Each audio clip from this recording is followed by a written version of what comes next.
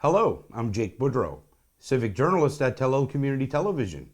This week on The Record, EverWind Fuels is hosting open houses to share details about the proposed Strait Crossing transmission line. The NDP MLA for Cape Breton Centre-Whitney Pier talks about a number of issues. And the Centre of Rural Aging and Health is offering seniors programs at the NSCC Strait Area Campus in Port Hawkesbury. But first, the Member of Parliament for Cape Breton-Canso announces he is seeking the Liberal nomination in the new federal riding of Sydney-Glace Bay. With me is the Member of Parliament for Cape Breton-Canso. Welcome back, Mike Kelloway. Great to be with you, Jake. So you announced on February 6th that you are seeking the Liberal nomination in the new federal riding of Sydney-Glace Bay. In the statement you issued, you noted that the new federal riding of Cape Breton-Canso Antigonish does not include your hometown, Glace Bay, nor your constituency office where it is right now. So I guess this was an obvious choice for you.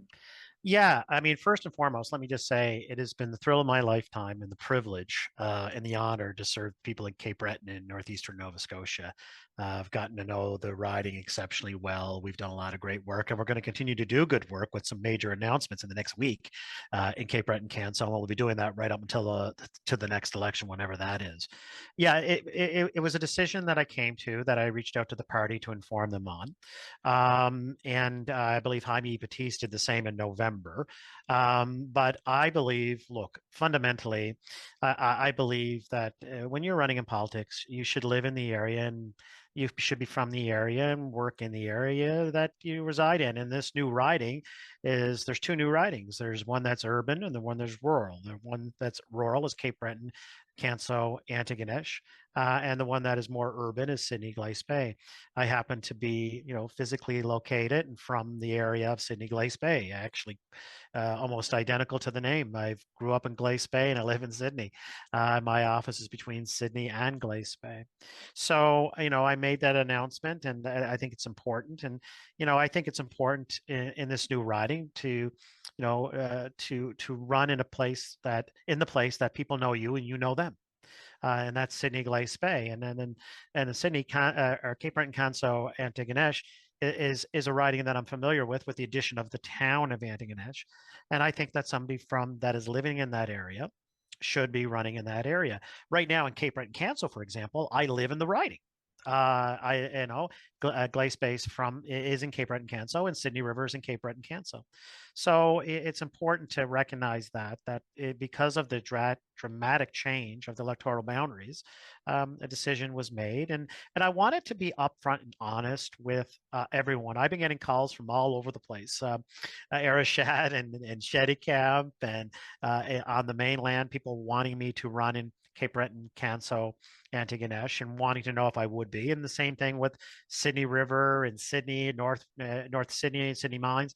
People wanted to know, and I take, I'm very humbled by that, because people are interested in my candidacy. But those are decisions that, reasons why I made those decisions, and it's important for me to run in the community that has given me a lot, and to run in another riding and not run in my home area doesn't feel right to me.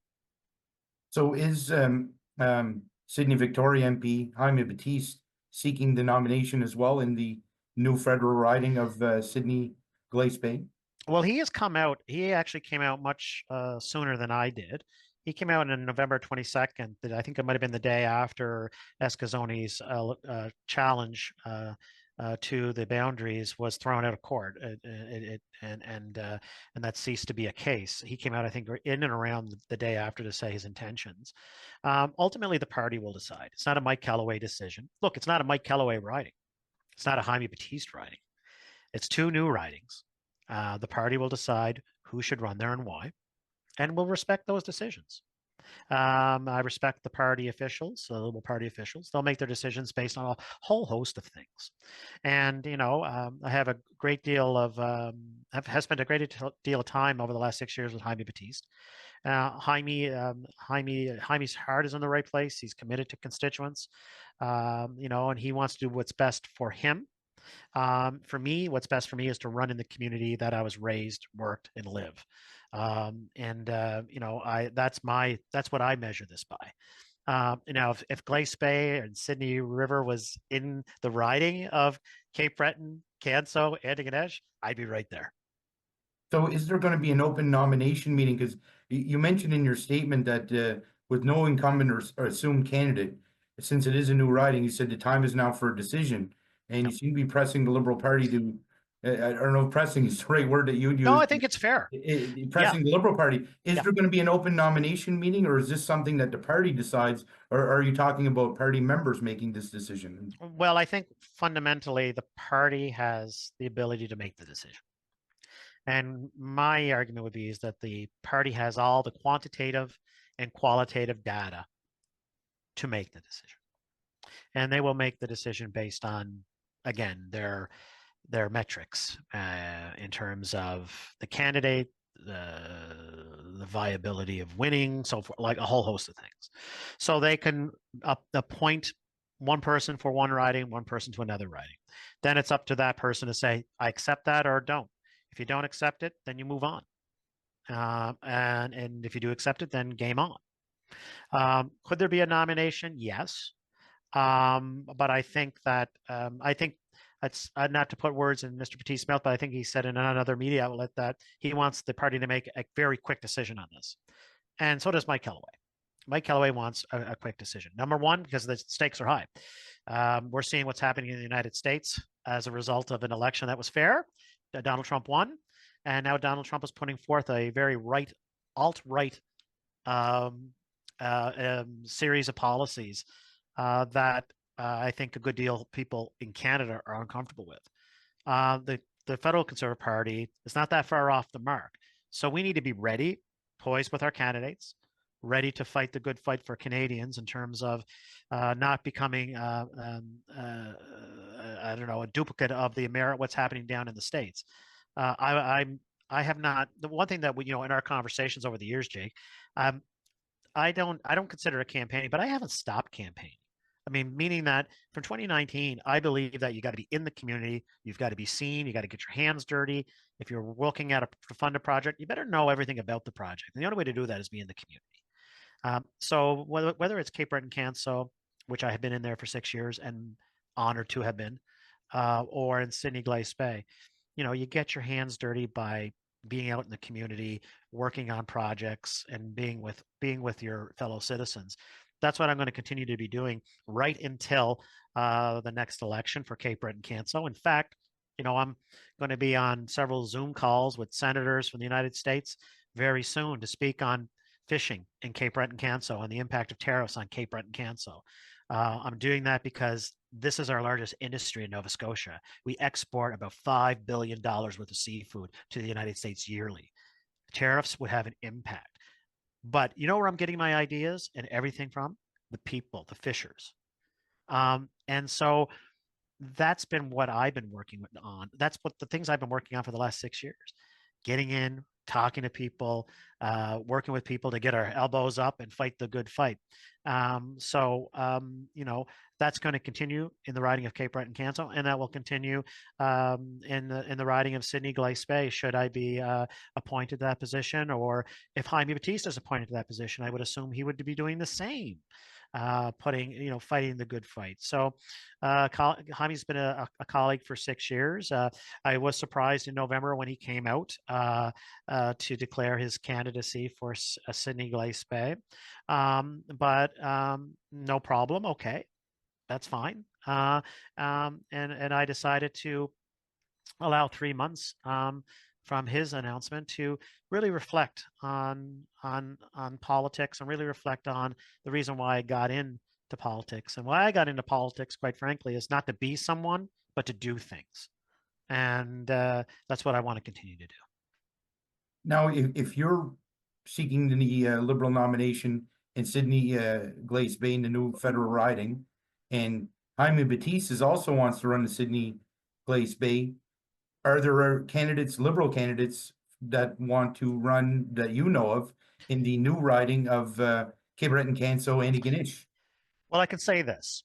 I know a lot of people anecdotally are very interested. And I think there's a couple of reasons for it. One is they're seeing what's happening in the United States. I can think of 5 people that you would know, Jake, that I've talked to, just anecdotally, right? Just shooting the, you know what. Um, and they're very worried. They're worried of a conservative party in power in Ottawa that is very similar to what we're seeing in the United States. I think that's a fair assessment. Um, so I think there are people that are interested. I also think that the leadership is actually creating a lot of buzz right across the country. Mark Carney, Chrystia Freeland. I'm supporting Mark Carney because I think he's the right person at the right time that we need. I think that's being reflective in the polls. I've seen 5 different polls now, and they're all saying the same thing. There's a significant tick going up. That's interesting to me. I think that has to do with what's happening in the United States. People saying, who do we want to over the next 4 years to go toe to toe with the Americans, and who has the expertise, who doesn't, who has the experience, and who has the background to put policies in place that are going to help Canadians, not bumper stickers, and who's going to be, looking at a centrist view. And Mark Carney is not a left of center, and he's not right of center. He's center. And I think over the last number of years, we've been left of center. I think we need to get back to the center as a Liberal Party, focus on the debt and deficit, but also focusing on creating greater economic opportunity so we can invest in the social service programs that apparently Pierre Poilievre wants to cut. Dental care, wants to get rid of it. Pharmacare, doesn't want to talk about it. He doesn't talk to the media at all. Mark Carney has talked to more media, I think, than I've seen Pierre Poilievre talk in 2 years. So, I think we have a lot of, if we have a new candidate in Cape Breton-Canso Antigonish, and that's a big if, I think we'll have some really interesting folks that want to take on the mantle for the Liberal Party of Canada. And I think we're going to need that because, again, this Conservative Party is not even Stephen Harper's Conservative Party. This Conservative Party is not the Progressive Conservative Party. This party is 2/3 very much hard right social conservatives. And that's a philosophy. And if you want to vote for that, we live in Canada, that's what you should do. You should vote for that. But that comes with costs, significant immediate costs. And we're seeing that in the United States. So that's a long-winded way to say I think we have people that would take the torch and run very hard, if that happens to be. Now, you announced that you intend to seek the Liberal nomination in Sydney-Glace Bay, but you noted that you will continue to work for the people of Cape Breton-Canso until the election is held. Now, there might be some criticism in some quarters that say it's going to be hard for you to represent the people of Cape Breton-Canso if you're seeking the nomination. So perhaps you can clarify that. Yeah, well, for number one, for people that legitimately think that, I would just say, look at my work ethic. Look at my social media. We're not out there just for the pics. We're out there to do the work. Like, for example, next week, I'm traveling throughout Cape Breton, throughout Inverness County. I think we'll be hitting Richmond County as well, making multi-million-dollar announcements in tourism for those areas. We're going to be making a significant announcement very soon for the Strait area. And one that I think could be transformational for the Strait area. My commitment, my focus is on the citizens of Cape Breton-Canso, Cape Breton, northeastern Nova Scotia. That is, I believe, when you do your work and you're committed and you're in the community and you're putting in the sweat equity over the last 6 years, people know that that's what I will bring to Sydney-Glace Bay. And if people want to know my work ethic, just give me a call. If they want to see my work ethic, go on social media. If they want to know how I produce for the riding, well, that was $125 million of investment last year for Cape Breton-Canso, record numbers. And that wasn't Mike Kelloway. That was Mike Kelloway and people of Richmond County, Mike Kelloway and the people of Inverness County, Guysborough County, Antigonish County, and CBRM. So yeah, I'm a workaholic. I'm coming out. I'm a workaholic. And so the fact of the matter is that my work ethic and my record, I think real work in real time is often showcased in Sydney-Glace Bay as well. So I think people have a lot to chew on when it comes to me representing them in Sydney-Glace Bay, and I think they can measure that in the work we've done in Cape Breton-Canso. So currently there is Cape Breton-Canso, which you're the MP of, and there's Sydney Victoria. Jaime Batiste is the member of parliament there. Correct. When the election is called, we're going to have a new riding, Cape Breton-Canso Antigonish, and of course the Sydney-Glace Bay, the riding that you intend to run in. So perhaps you can explain to people what the changes in boundaries are. So there are two new ridings. Okay, there's two new ridings. Let's start with Sydney-Glace Bay. So Sydney-Glace Bay would essentially be the urban areas of the CBRM. So Glace Bay, Dominion, New Waterford, North Sydney, Sydney Mines, Sydney, Westmount, Coxheath, and Sydney River. The boundaries for Sydney-Glace Bay would go pretty much to East Bay and stop at East Bay. And on the other side, on the 105, it would stop just on the outskirts of North Sydney. Then, so that's the urban new riding. What was formerly would have been called Industrial Cape Breton way back in the day would be those towns in the city of Sydney, those urban areas.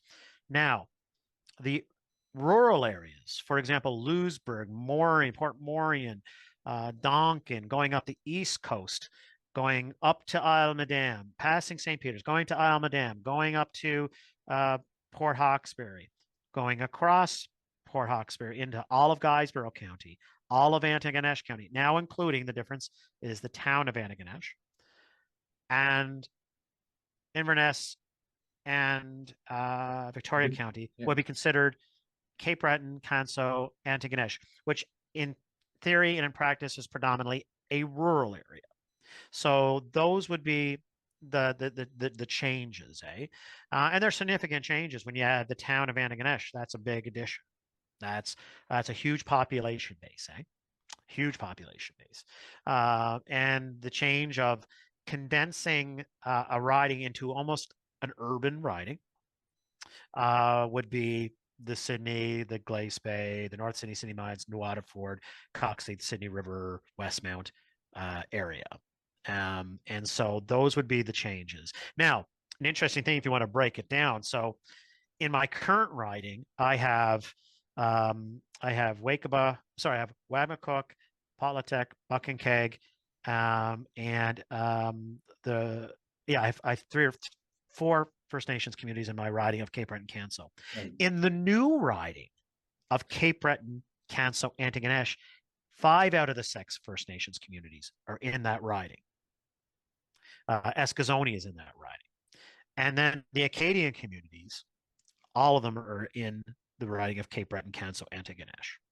So I don't know if that helps at all, but the best way to look at it is that rural Cape Breton, Richmond, Inverness, Victoria, Guysborough, and all of Antigonish County. All of Antigonish County. So right now in Cape Breton-Canso, I have parts of Antigonish County. I go up to about Pomquet. Mm-hmm. And then Sean Fraser takes over from there. Mm-hmm.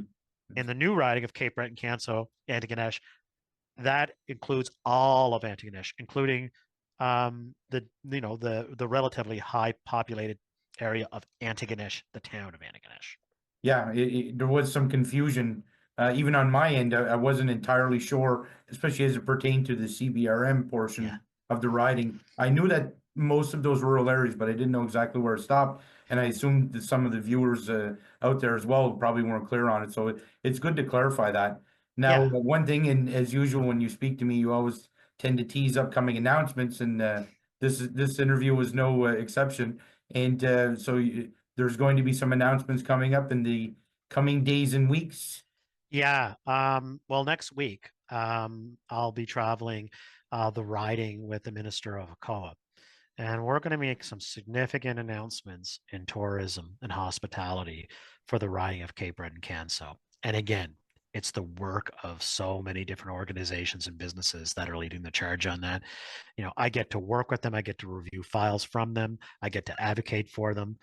By advocating, I can get pretty boisterous in supporting my home area in Ottawa. So I've been told.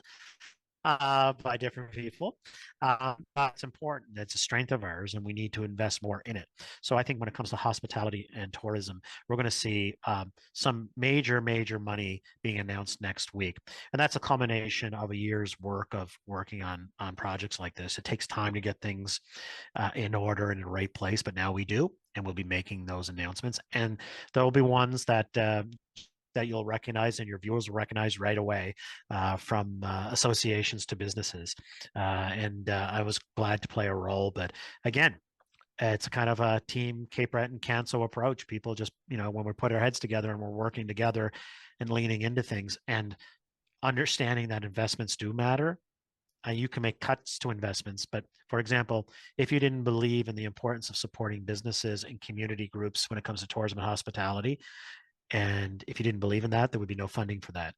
There would be no opportunity to advance their cause, to ensure that Cape Breton and northeastern Nova Scotia becomes even a better place to visit, stay, and spend money.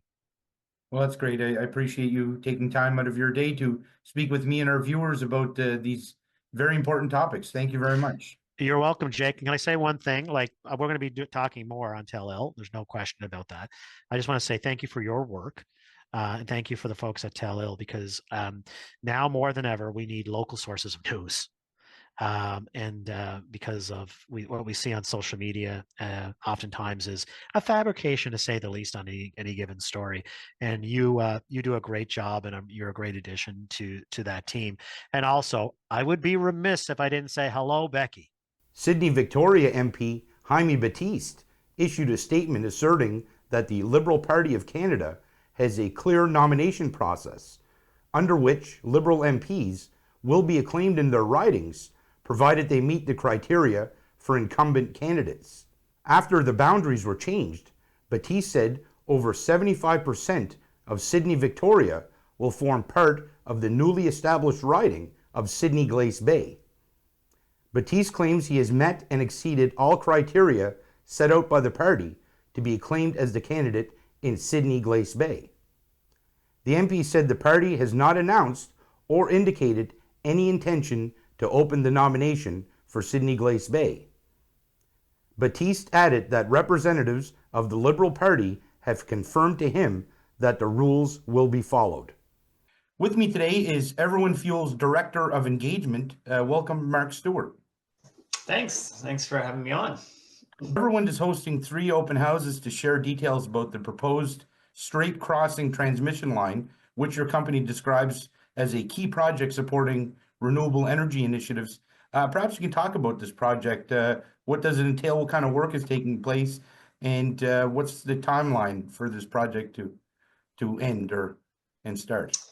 Yeah, that's a great question, Jake. And so for us, this is a really important project to enable the development of our wind projects in Guysborough County and enable the power to be transmitted to our facility in Point Upper. So this project will be a crossing of the strait with a transmission line from Guysborough County over to Richmond County, enabling our projects in Guysborough County to transmit the energy to Point Upper, where we'll then be using those electrons to produce hydrogen and then ammonia.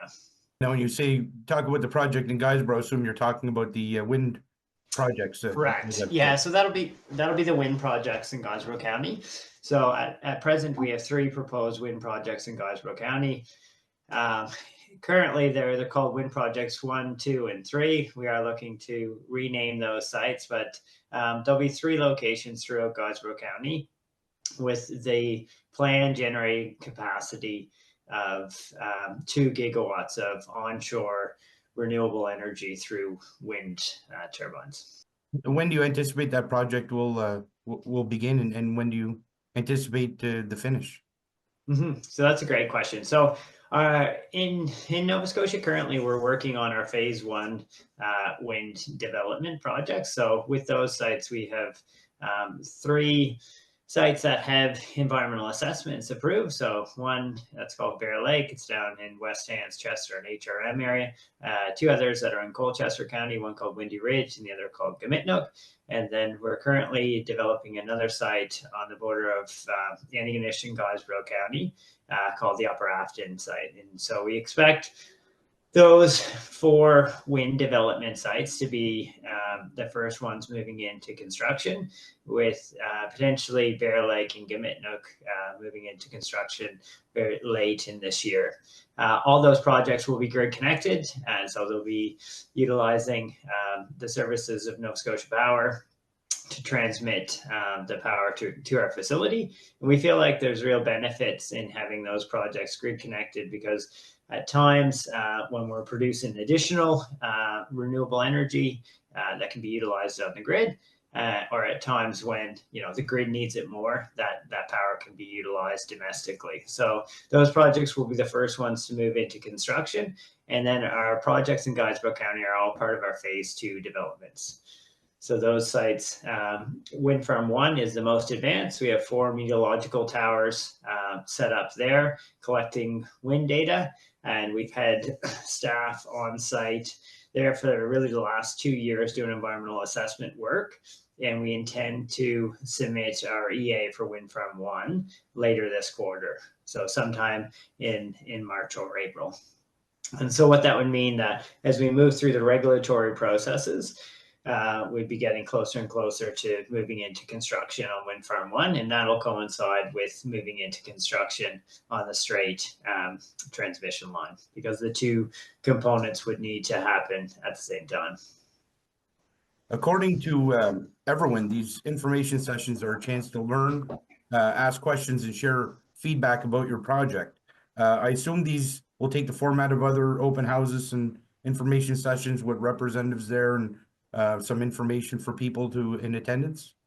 Correct. Yeah. So we see these as like critical to our project development. So it's an opportunity for us to, present the project as is to the community, and really to get feedback from members of the community to help inform the development of the project. So the 3 events that we'll be doing this week, one will be in Mulgrave on Wednesday afternoon, evening. The next one will be in Port Hawkesbury at the Civic Centre on Thursday morning. And then the final one will be in West Ayrshire on Thursday afternoon.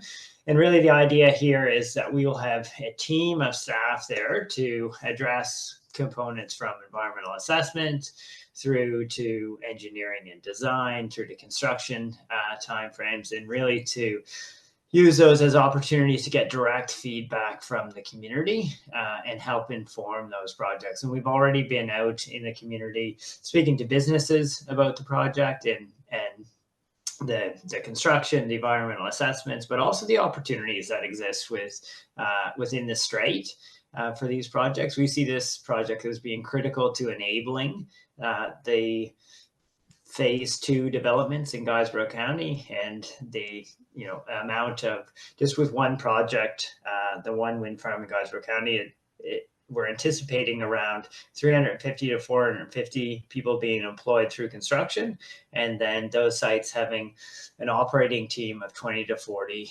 people working throughout the life of those projects, which is anywhere from kind of up to 35 years. And so you would have a similar team working on the Strait Area Crossing, as well as our development at the plant in Point Tupper. So the Strait Area Crossing is really a project that enables further development to occur throughout the Strait region, and really be critical to that. So we've been talking to businesses, we've been door knocking with local residents, and talking about the project, the timelines, and the development, and really seeking their feedback. So this is another opportunity this week to do even more of that. Why were those locations and times selected? Why specifically those places? So we felt like we really wanted to get representation from around the area, and to really have conversations with different users.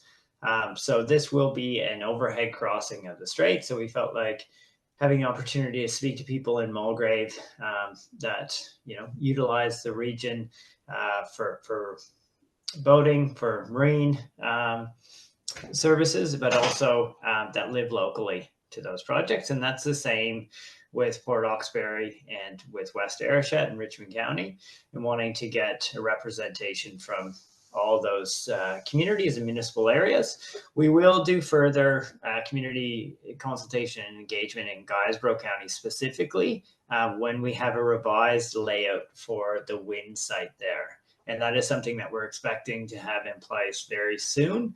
And thus wanted to hold off doing direct information sessions in Guysborough County until we have a more advanced layout that we will be planning to submit, obviously with feedback from the community for the environmental assessment. So we do expect to hold a number of community engagement events throughout Guysborough County in the near future, but we're just not quite ready yet. Now, you called it an overhead crossing. Perhaps you can describe what that means. I assume you're talking about this would be over the water type of thing. Is that how? Correct. Yeah. So I think most people that live in Cape Breton or the Strait area are very familiar with the crossing just alongside the causeway at Olds Cove. So it'd be very similar in design to the current crossings that are in place in Olds Cove. So you have two suspension towers on either side of the strait. The ones that we will have will be around 210 meters. And then with that, you'll have a transmission line that will just span the entire width of the strait. So you'll have nothing actually in the strait or in the ocean. It'll all be on land, but it will be an overhead crossing. So once these open houses information sessions are complete, what's the next step in the process for your company? So it's a really good question. We have been, as I said, doing a number of meetings with different business representatives, community, but as well as rights holders in the area. And we're conducting a number of meetings with First Nation communities and seeking their feedback on the project, as well as representative organizations. And once we've collated all the feedback from the various rights holders and groups, we will then compile that into our submission that we'll put in place to the Department of Environment as part of an environmental assessment. Well, I appreciate you taking time out of your busy schedule to speak with me and our viewers. Thank you very much.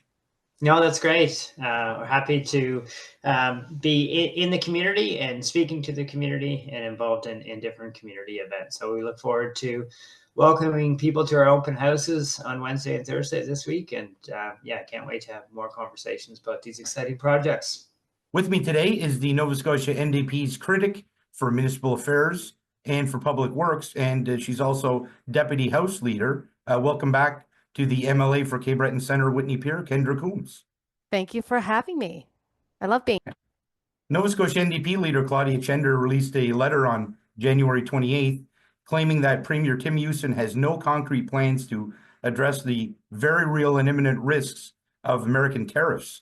Chender charged that Houston is taking Nova Scotia, and I quote, back in time by turbocharging old school resource extraction across the province, slashing regulation, and overturning long-held and hard-fought protection of fisheries, groundwater, and the environment.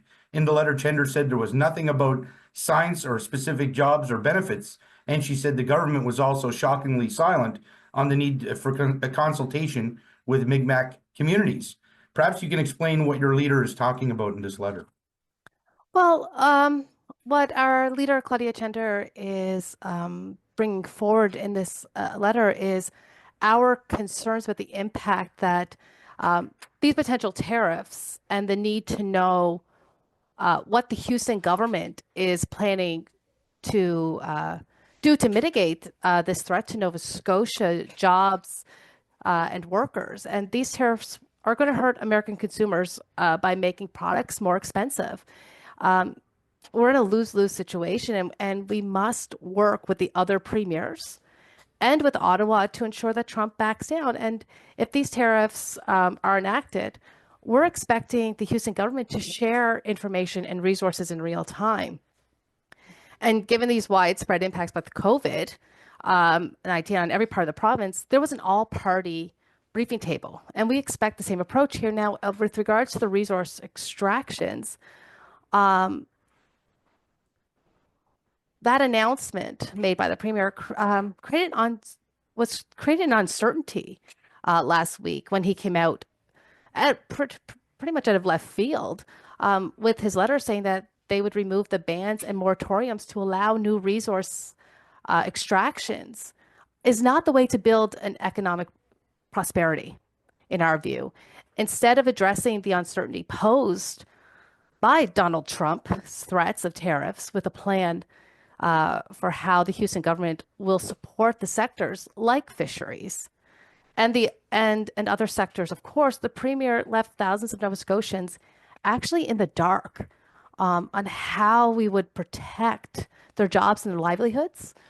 And so with economic growth, we must work with the fisheries and other sectors that are vital anchors to our communities and our economy, correct? And we want innovative, future-focused, forward-thinking strategies that create jobs while protecting what matters to Nova Scotians. And we're not seeing in the announcement is how to protect the other industries when we lift these moratoriums.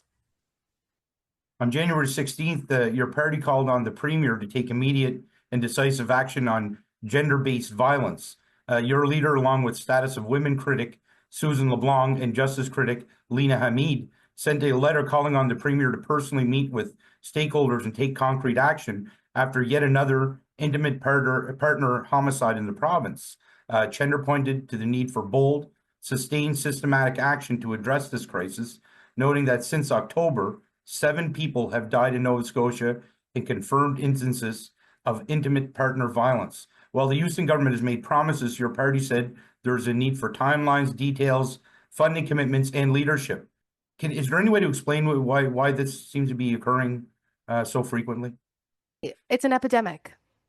It's plain and simple. It was the silent epidemic for so many years. I don't think any of us doesn't know someone or more that have experienced gender-based and intimate partner and domestic violence in their families or in their friends groups. But it was silent for so long. It was something that happened within the home and nobody discussed it. Nobody talked about it. Blind eyes were turned because you don't discuss things outside the home. Now we're in a period where the veil has been lifted and people are now coming forward and are talking about it because so many brave people have broken their silence on this topic, and too many people have been lost to intimate partner violence in our province. And each case has been preventable. It's a preventable tragedy, and we know, as I said, it is an epidemic, and we declared it in the House in the last session through our legislation and the hard work of our Unifor siblings in the union, and more needs to be done to address the problem. And as Claudia said, we need bold action. We need sizable, stable, adequate funding for the organizations that provide critical support to survivors and work tirelessly to prevent these types of tragedies and further domestic violence. And we have asked the government for even the simplest of things, 5 paid days of leave for people experiencing domestic violence, and resources to support the survivors. The commission that came forward out of the tragedy in Port-Hawkesbury, that commission came forward with several recommendations that need to be implemented. And we could have implemented them a year ago, 2 years ago. We could have implemented these, and we haven't fully implemented them. We have not fully done suitable and adequate funding to organizations doing the work. And that's what needs to happen. And you don't see any action plan or some concrete action being taken by the current government since you guys have released this and since those tragedies have occurred? Unfortunately, no. On January 14th, the NDP issued a press release about the Emergency Department's accountability report, showing that emergency wait times increased at Nova Scotia health locations in 2024, specifically that more than 10% of patients who visited a Nova Scotia Health Emergency Department left without being seen. Now, one of the ideas from your party was establishing committees to investigate this and to stem the problem. How would that help this situation? I think one of the things that we need to do is have accountability here. And what a committee would do that's focused solely on this topic has accountability, can create forward action plans, and can in real time start suggesting policies that might need to be changed, or looking at what is creating this problem and how do we fix it, and in real time, and provide accountability to Nova Scotians, because that's what these committees are for. They're for providing accountability. They're also for investigation of finding out what is occurring, what is going right, what is going wrong. After the CBC reported that approximately 9,500 Nova Scotians were removed from the need a patient waitlist with no reasons provided, according to that report, Nova Scotia NDP health spokesperson and Halifax Armdale MLA Dr. Rod Wilson said transparency is lacking in many areas of the healthcare system. Wilson said he's heard from constituents who are waiting to be attached to primary care. Many of them don't know where they are on the list or how much longer it will take to get off the list and ensure they have the care they can rely on, he said. Why is it that no reasons are given why people have been removed from this list? That is a question for the Premier and for the Minister of Health. I can't answer as to why these people are being removed from the list, just that they are. I know, so that's a good question for them, for this government. It's unacceptable. When I know in my riding, I've had people just dropped from the list. They were on the list, thought they were on it, went to check how long, where their status is on it, only to find out they're not even on the list anymore. So again, that's a good question for the government. Mm-hmm. But it is unacceptable. Yeah, and definitely a concerning trend. If people are actually finding a physician and being removed from the list, that would be one thing. But if people are being removed from the list and there's no reasons given as to why, that is a cause for concern, I'm assuming. Oh, absolutely. And I think it's only right for transparency and accountable reasons that we find out. I mean, it should be good news if all these people found doctors. This should be a good news story of all these people found doctors. That's why they're no longer on the wait list. But that's not the reason given. There's no reasons given. And that's the concern here. If they're not giving if there's no good news story here, if I was the Minister of Health, I'd be wanting to say, hey, we got all these people attached. Unfortunately, in my community, I'm hearing about more people unattached than are attached. Now, after the provincial government announced its 5-year highway improvement plan on January 21st, you made a statement that the plan is a start. There is a need to do more, noting many roads across the province are in a state of deep disrepair, especially in rural areas. You said Nova Scotia Public Works offices need more resources and the province must focus more on rural transportation plans and community transit. Is this a matter of spending more money on the problem or just spending money more prudently and focusing in specific areas where work is needed the most? Well, one is, I will say this, we're always going to need our highways and our bridges in great condition and safe, because they're traveled so much, and we need to ensure that our residents, all Nova Scotians, are safe while they're traveling on our highways and on our bridges, for one. That is an important issue. What we're not seeing, I know we're from Cape Breton, you travel on a locally owned provincial road where people are living, and many of them are so deteriorated that it's almost unsafe to drive on them. In fact, it is unsafe, but they have no choice. They have to drive on them. the potholes are filled, and a few months later, those same potholes have opened up again. This is the reality of all of us who live on provincially owned roads. And they're not highways. They're just little local roads, back roads in our communities where people are living. And they're just in such disrepair. I get the questions in my office all the time because although I'm in industrial Cape Breton, I have a high rate in my riding of provincially roads. Most of my communities that I have are provincial, the residents are living on provincial roads.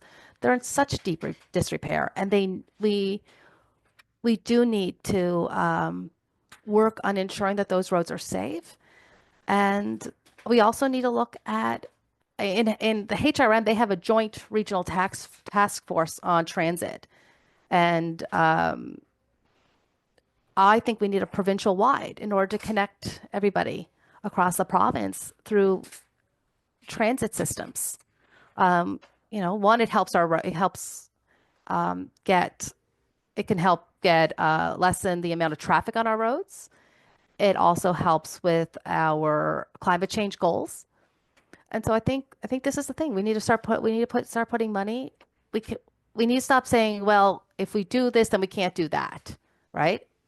We need to stop saying that and look at how can we do everything that we need to do, to keep Nova Scotians safe on all their roads, as well as how can the Department of Public Works help in ensuring our climate goals are being reached, especially when you look at our rural areas who are in so many studies, and I was just seeing it on the CBC a few weeks ago on a podcast they were doing, that rural areas are more affected by climate change than people realize. In fact, for those in the rural areas are probably most impacted by climate change.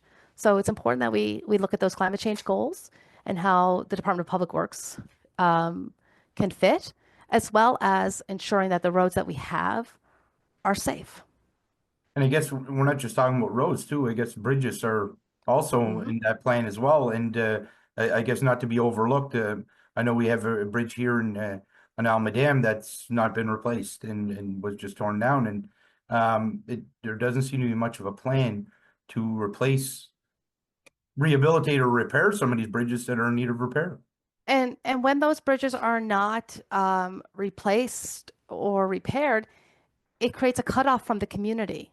Longer commute times to get around that bridge, right? Because it's not in place. So it's longer commute times. There's more people on the roads, and people are cut off from community. That's what it creates. And there's in a few provinces, I believe one is either New Brunswick or Quebec, maybe both, have you can go on the website of the government and see the state of the repairs that are needed on those bridges, on all their bridges, and their graded levels. And the Auditor General had actually brought that forward to Nova Scotia as well in one of her reports. And that was something we pushed the government for, but they didn't seem willing to look at it. I appreciate you taking time out of your busy schedule to answer my questions and speak with our viewers. Thank you very much. Well, thank you so much for the invitation. I love being here with all of you. With me is the Administration and Project Coordinator for the Centre of Rural Aging and Health, or CORA, which is located at the Strait Area Campus of the Nova Scotia Community College in Port Hawkesbury. Welcome back, Michelle McPhee. Thanks so much, Jake. Glad to be here. So when we spoke last fall, you talked about a number of programs and events you guys were hosting or organizing. How did things go late last year? It's been a really lovely fall. Actually, we've seen some really healthy numbers, lots of growth, great representation from the Quad Counties, and some new programs too, which has been great to see.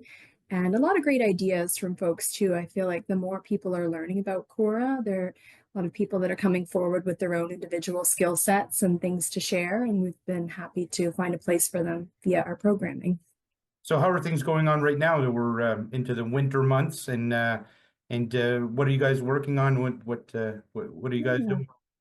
So lots of great things still happening on campus in the winter. I do understand it's a time where people like to hibernate a bit more. So perhaps some people are staying a bit closer to home, but we're still seeing some growth, and that's great. And we've offered a few new programs that have been really popular.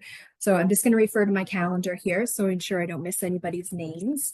But one thing that we piloted last month was a Cora choir, Cora chorale sing-along, and it was fabulous. We had a really great number of people that gathered. You could tell some folks were familiar with practicing in probably a formal choir setting, and folks that were completely new, and some people that actually didn't sing at all but just really enjoyed being part of the energy in the room with everyone singing together. So that was beautiful. We had Richard Gilbert facilitating that for us. We also had our popular cooking classes. So those are always something that fill up really quickly. And we had Sharon McCachran at the helm, and she's so great at making cooking really accessible to everyone. So even when people are familiar in the kitchen already, they come, they learn some new techniques, they meet people, they might, try a different recipe. And then we've got folks that are really new to the kitchen, and she makes everybody feel welcome and creates such a fun, excellent atmosphere for everybody. This month too, we have Dr. Michelle Greenwell will be returning, and she's going to do 2 workshops for us around anxiety prevention. So the first one will be free, and it's open to folks who might be experiencing anxiety or perhaps looking to learn more about techniques that might help them manage it day to day. That offering will be free, and that's going to be on, I believe it's the 21st. And then the following Friday, we'll have more of a deep dive looking at individuals and their specific concerns related to anxiety and preventing.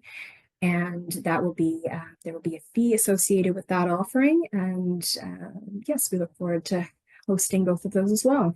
There was a couple of events I was looking at your newsletter that great. stood out to me, and one was boundary setting, which is scheduled for February 18th from 10:30 to 11:30 a.m. Yes. And there's another workshop on restorative justice on February 25th from 10 to 11:30. Perhaps we can start with the boundary setting.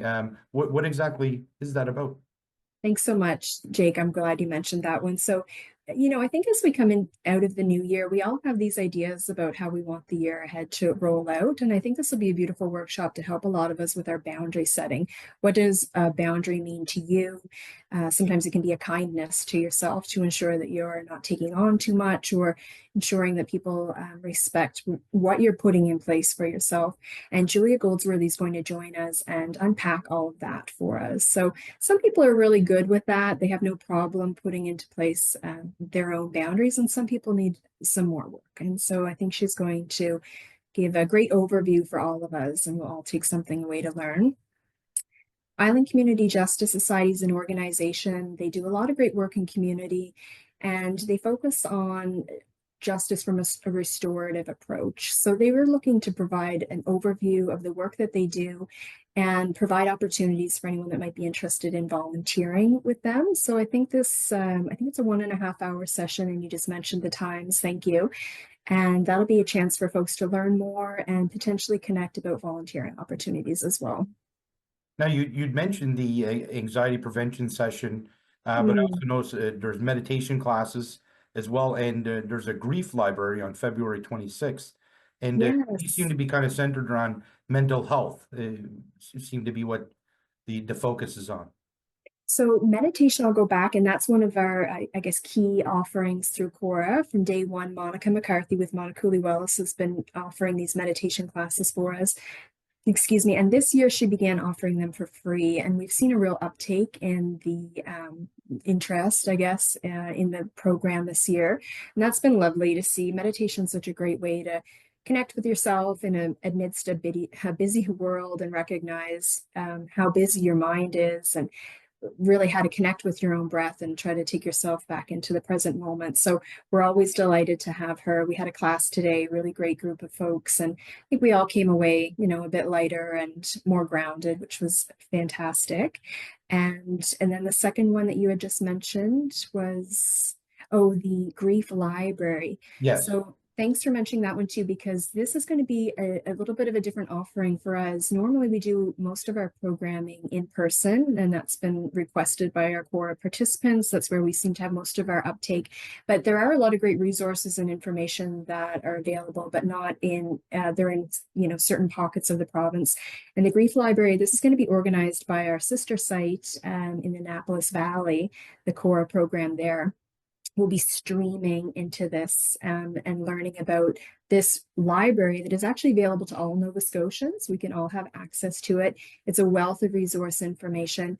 And grief is something, there's so many layers to unpack with grief. I've had people talk to me about it, not just from maybe the more traditional death of a loved one, but I had someone explain grief in the context of being in a new area, and maybe you're feeling grief from disconnection from your previous culture or your homeland, or these additional layers. So grief can be multifaceted, certainly.